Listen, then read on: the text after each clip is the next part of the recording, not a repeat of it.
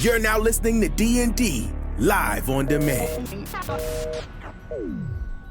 What up, world? It's your man DH. Welcome back to another episode of Breaking Command, a D&D football podcast. Going solo tonight, but that's all right. You know, I put the team on my back, though. We're going to do it. We're going to knock it out. As training camp is ongoing, we made a vow to have as many guests to talk about the Commanders as possible. And tonight we got one of our friends of the show that'll be in the mix with us. But before we bring him on, I want to tell you that, of course, if you're listening to the show, you're a friend of the show, and we love you being here. Thank you so much. So make sure you like, subscribe, and share with a friend. If you feel so inclined, leave a 5-star review. Get your 5 seconds of fame. That's it. That's all. And of course, right now, make sure that you're locked in. YouTube.com/Breaking Command Pod. Once again, that's YouTube.com/Breaking Command Pod. Make sure you're locked in because we got so much more coming in the pipeline. So many more guests, so much more content. Even some live stuff, man. You know, they love it when we go live, so we'll do that too. Yeah, but I had to bring my partner on tonight. Now, let me just give him a formal introduction, okay? He's the drive time host of the Line Check on ES 630. A guy who's a friend to the show, one of the DMV's best up and coming young guys in the mix. He's leading the new school. You know what I'm saying? I got my man Mike Callow in the building from ESPN 630. My man, Mike, what's up, bro? DH, what's going on, man? It's been too long. Hey, man, it's been too long, man. It's been a month for Sundays, but I'm glad you're here. And that month for Sundays is coming up soon because football get ready to start, bro. I mean, it's here, dude. I mean, training camp starts. We're not looking back. We got our first game on Thursday. Like, I think someone said this is our last week was our last Thursday-less football until what? December? Something like that. It's a beautiful thing. Man, it's a beautiful thing. This time of year, every time I get on my knees and pray, I just thank God that football time, because look, man, it gives us something to talk about, give us something to watch, and it gives us our endless topics to talk about for the Commanders as everybody goes on Twitter and vents about, and everybody comes up with these scenarios and topics all day. So, but Mike, before we get to that, man, I gotta again give you big kudos, man. Mike just got called up. You know what I'm saying? The line change is now prime time, man. Mike, tell me about that. How excited are you with that, man?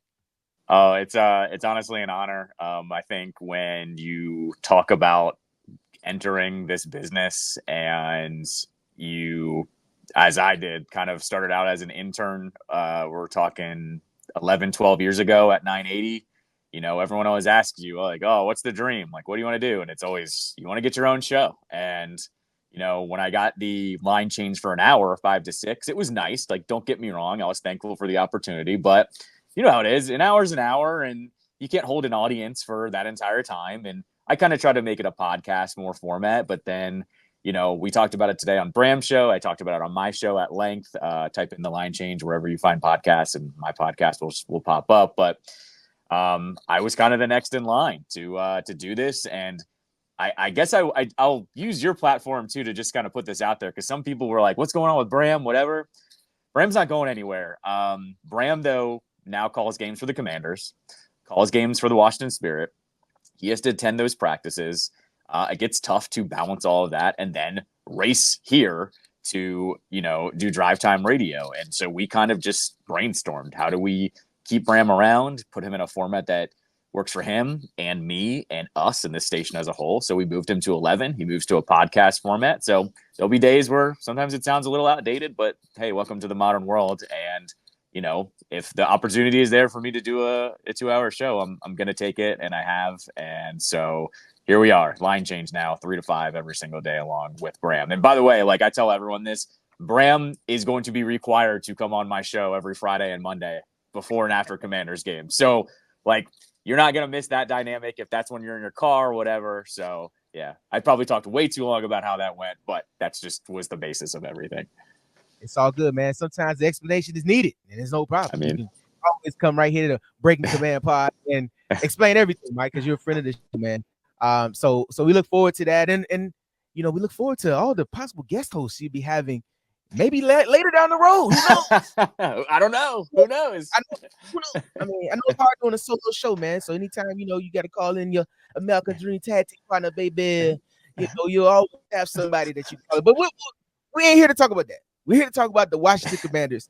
And Sure. as there's a new era on ESPN 630 with Mike Callow hosting the line change, there's also a new era in Washington. Okay. And we talked about this briefly on the last episode, the overall holistic changes that have happened with the team. Mike, just update us on your feelings about how everything has changed from the new coaching regime to the new GM. And we've kind of been asking all of us about that because, we catching up with everybody. But just give me your overall thoughts, man, of how this offseason has gone with the Washington Commanders. And how you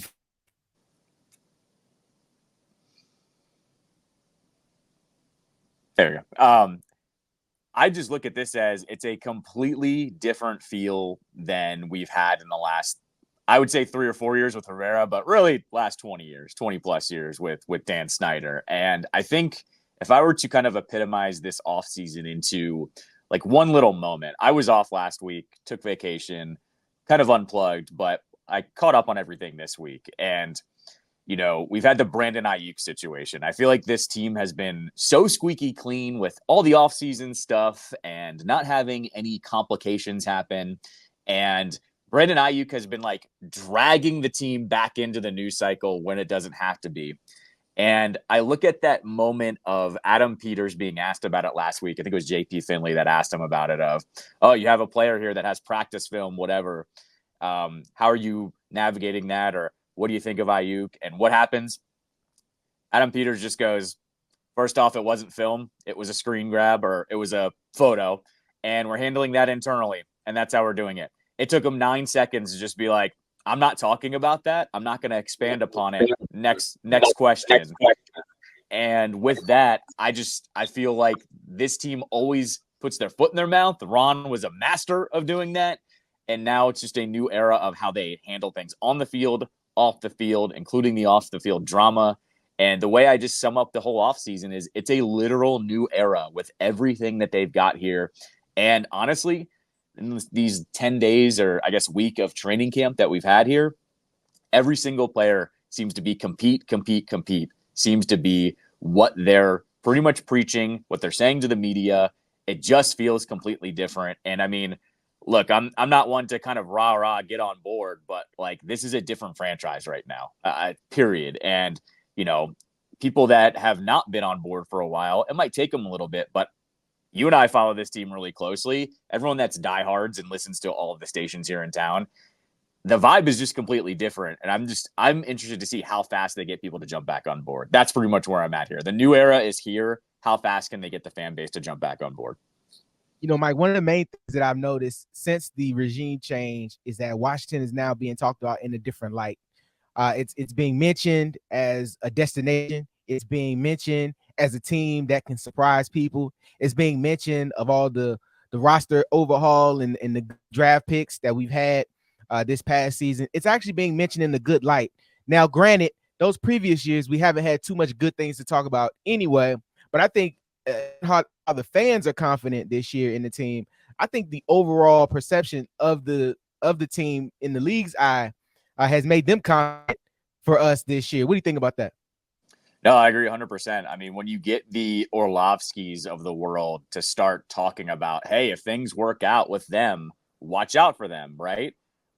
We're starting to talk about a 8 to 9 win season is looking like a success, right? Where in the past that would be like, oh, that's terrible. Like fire everybody if that happens, whatever. And I don't want to say that that's because like things have been so low, but I think everyone looks at this year and goes, we know we're not Super Bowl contenders, but hey, Jaden Daniels works out. We all know what a stud rookie quarterback can do. Go ask Houston. They won a playoff game with him. This franchise hasn't done that since 2005.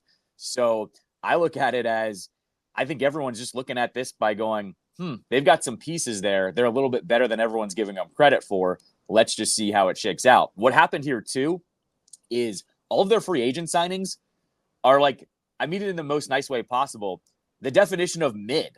But mid was better than what was on the roster already with the way Ron had constructed things. Like, I actually think the free agents before Jaden were worth a win or two. Nothing crazy, but like as a unit, worth a win or two. And let's say Jaden does his thing. I could see them being easily 7, 8, 9 win 7, 8, 9 win team when it's all said and done, and taking out a few people along the way. Man, that'd be nice to see, man. And one thing we've mentioned and they've kind of around the league is the almost 40% roster overhaul. I feel like by turning that many people over in the roster, it lets you know how bad and poorly constructed the roster was previously. And I was just surprised. I mean, I guess, you know, we a lot of times have the hometown bias where we believe that guys are better than what they actually are because we see them often. But to the league, not so much. You even look at a lot of the guys that got turned over. Not a lot of them have even been signed, if I'm not mistaken, right? Like they may be camp signings or things like that. But there weren't a lot of guys that were left us and was like, oh, we got to re-sign them. Like we got to grab them, you know? Yeah, I mean the one guy that comes to mind, I think, is still Cam Curl. But he was like a second wave free agent that the Rams got for a deal, and you never want to overvalue your own guys, and so he was the one where I looked at. I was like, well, okay, I guess this is how they feel, and you kind of have to trust them until you don't.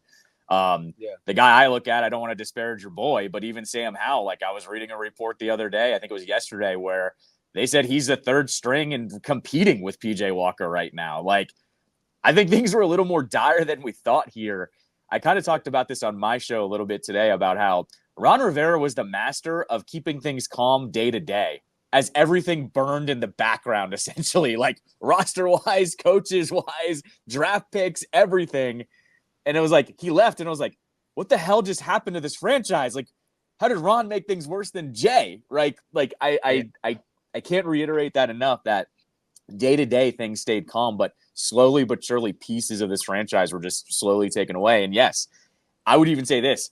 Any of the holdovers from that era, like if your name is not Duran, John Allen, or Terry McLaurin, watch your back because you're next. Like, I'm just saying, like, they probably don't think that highly of you. So I think what they're doing here too is saying, hey, you're sticking around, work your ass off, and let's see what you got on the other side.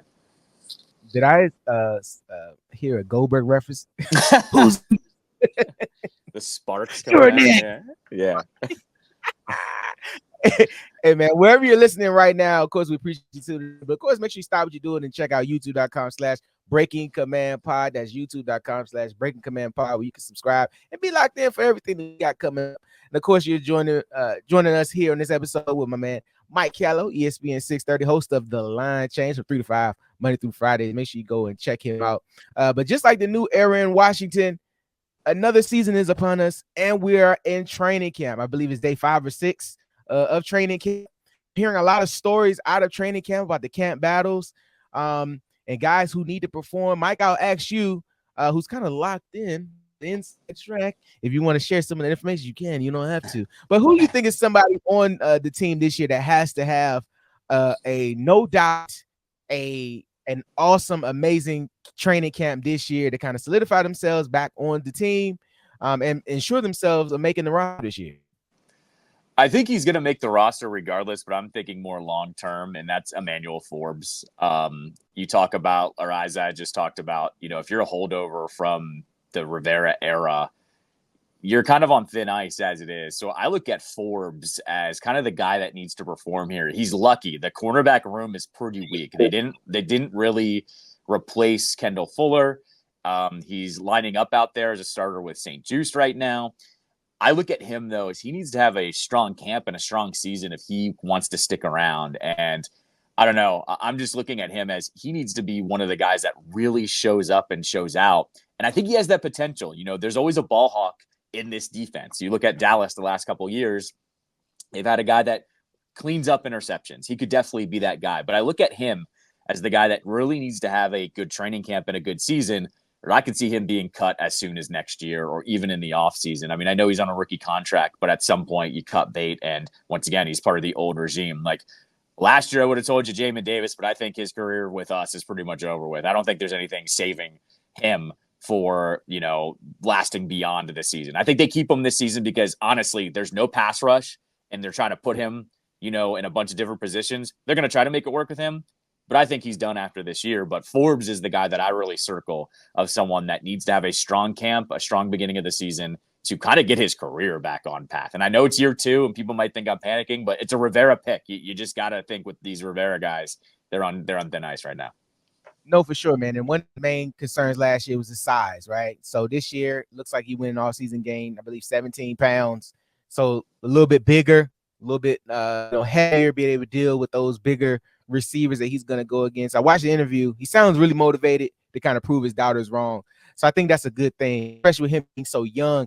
And we've seen his playmaking ability on the college level. You know what I mean? At Mississippi State, like the guy can play football. Even in the short time here, he has made plays on the football. He has active hands. And like you said, with the new staff, that could be the guy that could be Deron Land, that could get all the interceptions and kind of bring the defense. Something they desperately need is turnovers, which is something that we cannot seem to not be able to do, man. So I agree with you on the Forbes front that he does need to have a strong camp and strong preseason to kind of restart his career. I'm gonna go with my guy, my target, Dyami Brown. Right. From what I'm hearing, it seems as though he's on the outside looking in. I mean, they did bring a lot of in the building, but he kind of took this offseason, kind of remotivated, rededicated.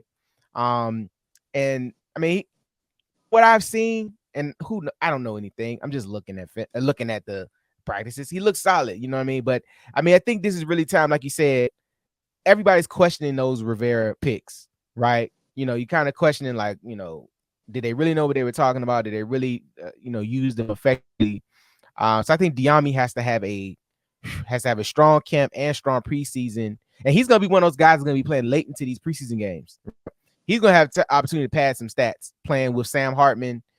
Playing with, whoever the 4th-string quarterback is, it escapes my mind. I think he have a strong camp and a strong preseason to kind of get himself out of the doghouse, because apparently he's in the doghouse with everybody, fans included. So he's one of the ones that needs to have a solid camp. What do you think about that? No, I'd agree with you on his front too. And what I would lump him in with what I've been talking about on my shows all off season. And I think this new front office, I think they also realized we can't clean house because we also just don't know how terrible last year was. And I mean that from front to back, from coaches to the roster, everything. Like, I've talked about this, how last year's offseason has aged like milk. It is so bad. Like, I pinpoint these moments where not even a lot of like the national media realizes it. Like, I'm pointing to literally a year ago today. Remember Terry McLaurin? I don't even remember who it was. Someone was getting in a scuffle on the sideline. And I don't remember which wide receiver and which DB it was. But McLaurin was barking at whoever it was to get off my guy. And the enemy said, "Get your ass back in the huddle." And McLaurin talked back to him, was like, "I'm trying to stand up for my guy here. Like, what are you talking about?" And I look at these little moments that actually ended up being the big moments in the long run, because we were talking 3 weeks into the season where McLaurin's going, "We got to figure out our identity." They just lost to the Bills, a Super Bowl contender. I mean, they got killed, but it was a Super Bowl contender.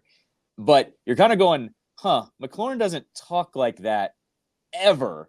And this was He started talking spicy. And then he said he did I was just running cardio out there. Then we got John mouthing off. Like, I look at last year through a different lens now of this started in the preseason, in the offseason. Remember, the players went to Ron and said things are a little bit tough right now. And even we were kind of like, "Hey, suck it up, guys. You guys haven't won." But it was so bad. We were starting this thing in week 1 of training camp last year. And I look at it by going, you know what? I think this, to bring it all the way back, this new regime is going, everyone deserves a mulligan here. Like, if you got an ounce of talent, we're going to give you a chance to prove yourself. And I think Dyami is in that category too. They've seen him. They know that he's got that speed, that he's caught a couple of touchdowns in the league. Like, he's shown flashes of it here and there. And I think they're looking, especially on the offensive side of the ball, they're going, prove it to us. We don't care about last year, but prove it to us. Hey, you're going to give us a top 100 pick for Sam? We'll go ahead and take that top 100 pick, right? Like, outside of a couple of those moves, everybody's back. They're not complicating things. And this is what I've been arguing too about with the Brandon Ayuk situation. I know there are people that want to trade a first rounder or trade some picks to get him. You got to pay him too on the other side. But I've said there's no rush here. They're not winning the Super Bowl this year. Let me see what you got in Jahan, because last year isn't Jahan. We saw him in his rookie year, how good he was.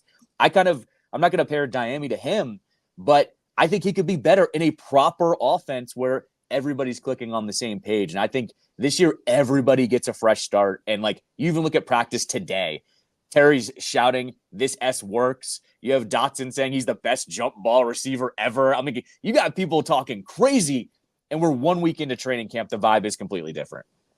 That confidence is clearly back with those guys. I mean, and just to touch on that for a second, man, I just think, I know as fans, we were super excited to get Bieniemy, right? You know, come from a winning regime, you know, and we just knew it was like, all right, this is gonna be the change we needed, and it just completely flopped. Like, and they talk about some of the toughness he was had. Like they couldn't wear they couldn't wear their hats backwards, or like they couldn't. Yeah. I was just like, and like, you know, on the surface when you hear, you like, all right, it's rules, I get it, you know, but it's like, I mean, really, like when you have that performance, we have a 4-win performance.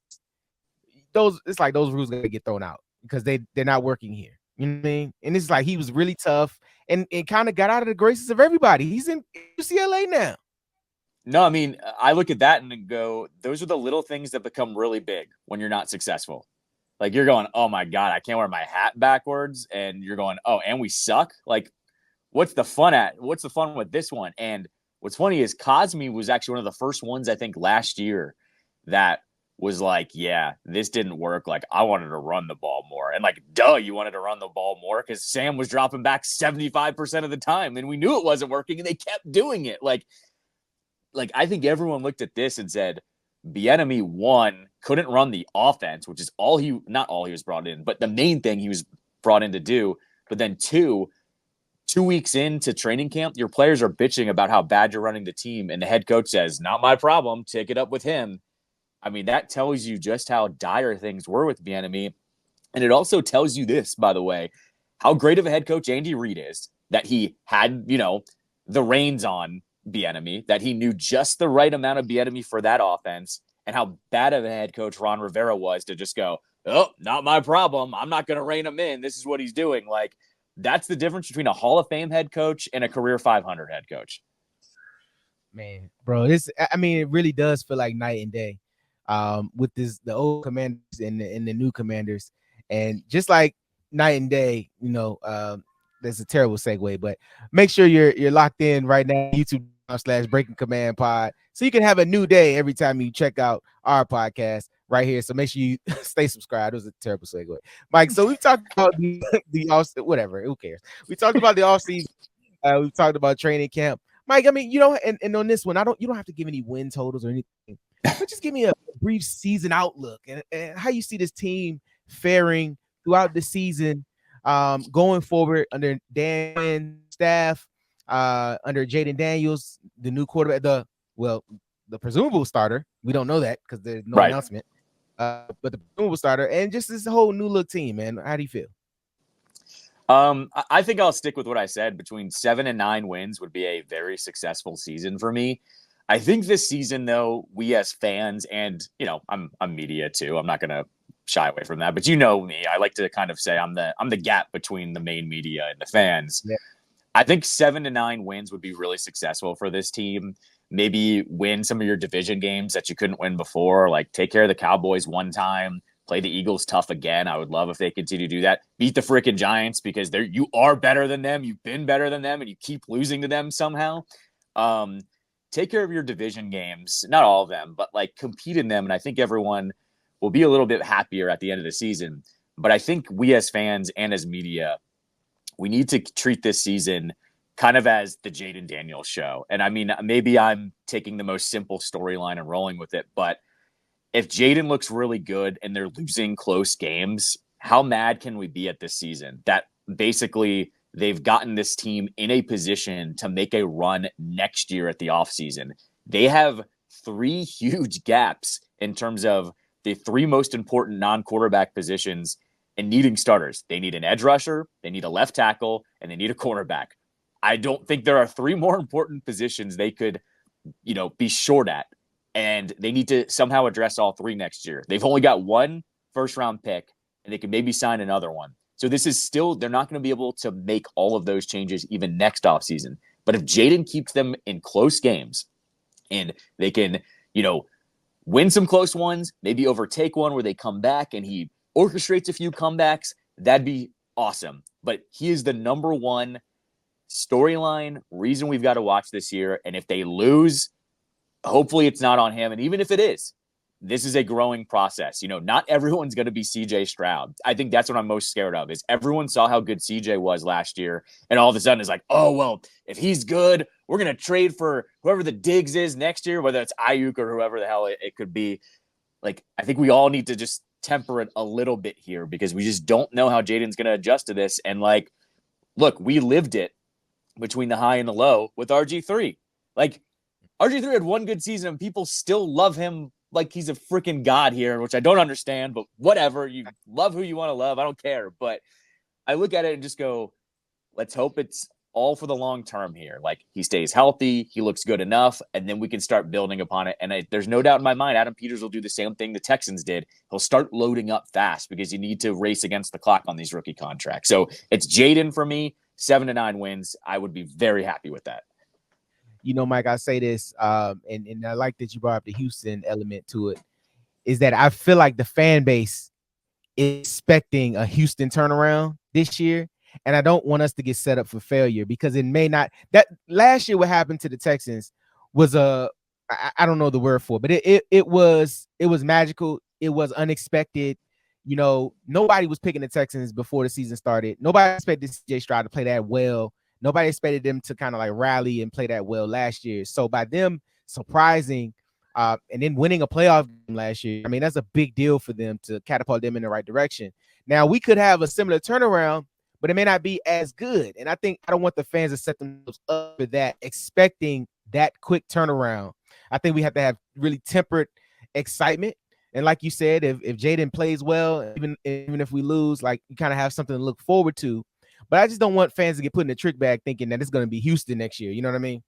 Well, and look at their divisions. They're completely different. I mean, the Colts had Anthony Richardson get hurt right off the bat. I thought he looked pretty good in the first couple of games for someone that had to, quote unquote, develop, right? But then you had the Titans who went through all of their BS with Vrabel and getting fired and all of that stuff, right? And then you have the Jags, this perennial underperformers forever. Yeah. And so it was easy for them to make that jump when your division is kind of burning without you touching anything, right? Instead, we have a Super Bowl contender with the Eagles here. We have the Cowboys who just messed around and won 12 games. I know they're dealing with all of their own problems, but they're still very talented. You don't write them off because of that. And you look at the Giants, who have frankly kicked this franchise's ass when they shouldn't have. So I think you look at their divisions too and go, you can't count on any of that stuff. Stroud played really well. I'm not going to take anything away from him. They had young pieces in place before he even got there. But at the same time, you cannot count on that same kind of turnaround, especially with what is literally in your division. You got to play all those teams 2 times. Mike, we're on the same page, man. And of course, as the season goes along, you'll be here to check in with us. And as the season goes along, Mike, tell everybody where they find you, even though I've already mentioned it. We talked about it. But of course, tell the viewers where they can find you as we get ready to head out of here. We're gonna plug everything here real quick. So if you're following a normal day for us, you can start off. I'm on at 11 a.m. with Bram Weinstein on ESPN 630, 11 to noon. If you miss any of that, check out his podcast. We also now are also posting our show on YouTube, so you can check that out today. If you want to just type in the Bram Weinstein Show on YouTube, you get to see me. You get to see the hat collection at my home studio, not here in Friendship Heights at ESPN 630. And then my show, The Line Change, will be on every day, 3 to 5 o'clock. Bram will be joining me before every Commanders game on Fridays and post-game on Monday afternoons as well. We, of course, will adjust that when they play on Monday and Thursday nights and all of that fun stuff. And then just to plug it all, because me and Bram do work together on the Washington Spirit broadcast. I'm the executive producer. He calls play-by-play there. So make sure you check that out. Always give women's soccer a plug whenever I can here. And then, of course, I produce the Caps game. So hockey season coming up next month in September. Next month. We'll just call it next month. September, we got some preseason hockey going. So we're about to hit the busy season is basically what I'm getting at.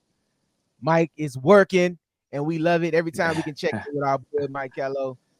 We always will. So guys, make sure you check Mike out as the executive producer of the Washington Spirit Park. I like how you like that's how you do it.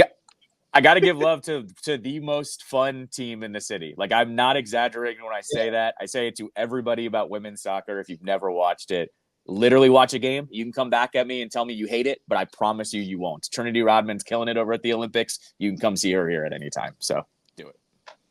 Love it, man. And of course, Mike, we appreciate you being in the building. You know, you're a friend of the show. You won't be a stranger.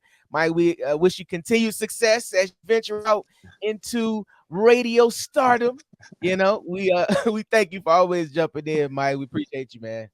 Appreciate you, man. As always, don't wait too long to hit me up next time. Yes, indeed. All right, everybody, we're going to get out of here. That was an episode of Breaking Command, a DND football podcast. Did it solo, though, but tagging my partner, Mike Callow, tonight. Of course, make sure you like, subscribe, share with a friend, and then you like, subscribe, and share everything ESPN 630 and Mike Callow's doing over there. But we appreciate you for tuning in to Breaking Command, a DND football podcast. We'll catch you on the next time. Peace.